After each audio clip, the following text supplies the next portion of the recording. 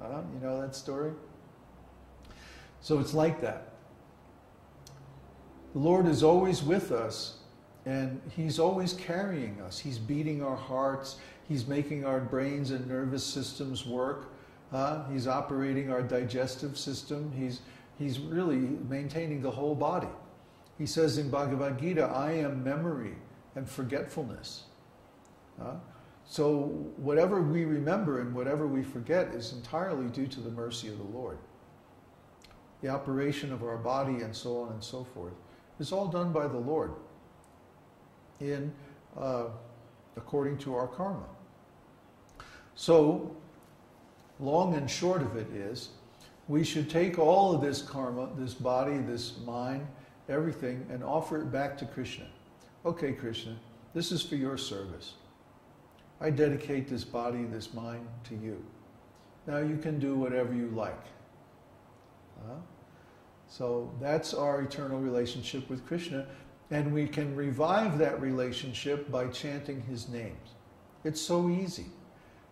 When we chant Viṣṇusahasranāma, for example, we are invoking all of the Lord's different qualities, all of His different forms, and all different kinds of relationships with Him. We get to taste all these things. It's very wonderful. So if we chant Viṣṇusahasranāma, or if we chant Dvadashakshara mantra, Om Namo Bhagavate Vasudevaya, or if we're following all the principles, we can chant the Maha Mantra, Hare Krishna, Krishna Krishna, Hare Hare, Hare Ram, Ram Ram, Hare Hare. So now I'd like to open up for questions. So please type your questions in the chat box. I think we already had one question, right? Okay, what do we got? This is like those quiz shows, you know? Well, it's not very related. Huh? Not very related, but general. Well, if it's a good question, then why not? What is the relation between consciousness and time? Is it ever subservient to time? In material life, what parts of us are subservient to time and what parts are not? That's a very good question. Who asked that? Never. Good question. Time is material because it affects material things. Our consciousness is fundamentally spiritual. Therefore, our consciousness is actually eternal. However, the contents of our consciousness can either be material or spiritual, depending on whether we're conditioned or liberated. When the contents of our consciousness are material, then we're said to be in material consciousness. And our consciousness apparently becomes subject to time and to the qualities of material nature. But when we fill our consciousness with spiritual impressions, then it regains its original spiritual nature. That's the key. Even though consciousness itself is always spiritual. Let me give you a crude example, is the air, or even better, space. Space is always pure. Even though sometimes the air is filled with smoke, or pollution, or dust, or rain, or snow, depending, or wind. The space that the weather travels through is always pure, and it's never affected. There's nothing you can do to space. You can't hit it, you can't burn it, you can't do anything to space. Space is like absolute.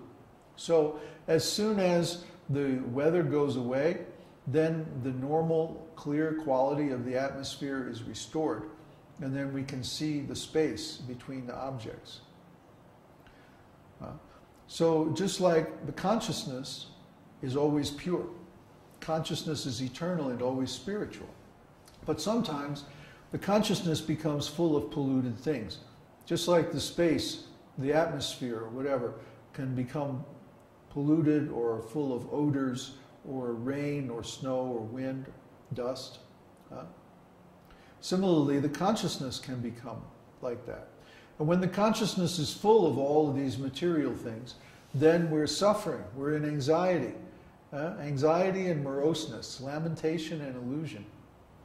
And we feel like, oh, I'm a material being and I'm subject to all these material qualities.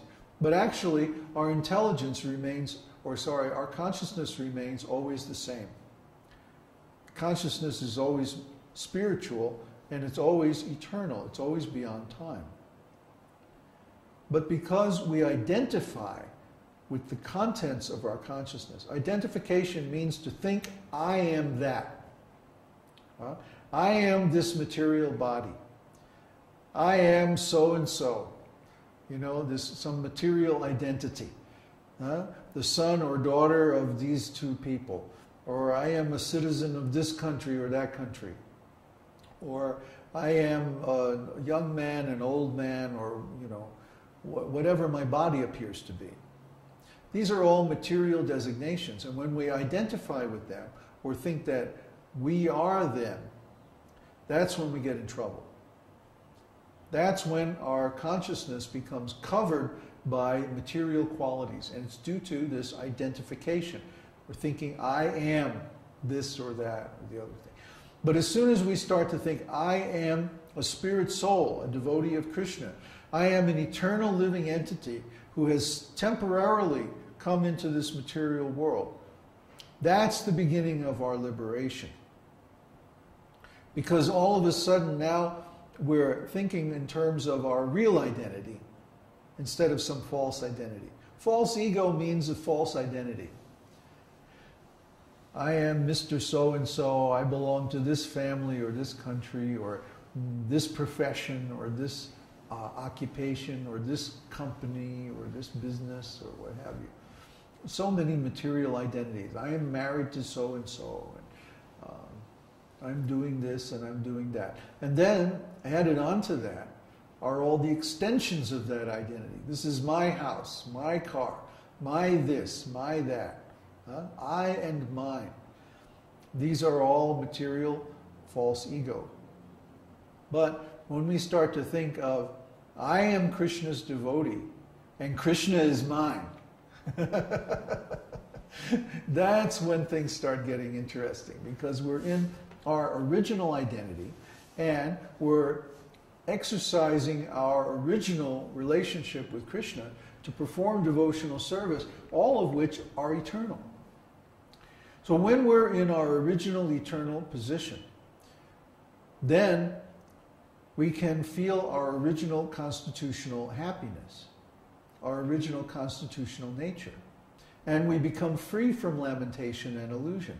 We become free from identification and objectification. People, like for example minorities and women, often complain that, oh, you guys are discriminating against us, you're making us into an object. You're exploiting us, you're doing this, you're doing that. But wait a minute. How can anybody else force us to identify with our material body? It's not possible. So if they're being objectified, if they're being identified as being of a certain race or a certain minority or something like that, it's because they're identifying themselves with that. They're identifying with the body and saying, oh, I belong to a certain race or a certain sex or a certain religious minority or a certain sexual minority, or, you know, they're identifying with that material quality, and because of that, then they're being exploited. They're objectifying themselves by saying, I am this material thing, I am this material quality. As soon as we stop that, then we feel who we really are. And understanding who we are in the context of eternity is the process of self-realization. Now, this is a long process, and it takes deep study and contemplation and meditation on the holy name. But it can be done. It can be completed in this lifetime. I'm the proof. I'm the example. I'm just an ordinary person. You know, I don't have great looks or intelligence or, you know, whatever material qualities are considered desirable. I'm just an ordinary guy. But somehow or other, I got this blessing from my guru, and because of that, I was able to attain self-realization. So anyone can do that. That's the whole point. If I can do it, anyone can do it. And the only secret that I have to share with you is that I never gave up. You find most people who come in contact with this esoteric teaching, they'll go into it a certain degree or to a certain level, and then at some point they'll give up. And there's always some excuse, you know, oh, my god brothers mistreated me, or oh, I got kicked out of the temple, or oh, you know, I really need to be married, or, you know, oh, this or that.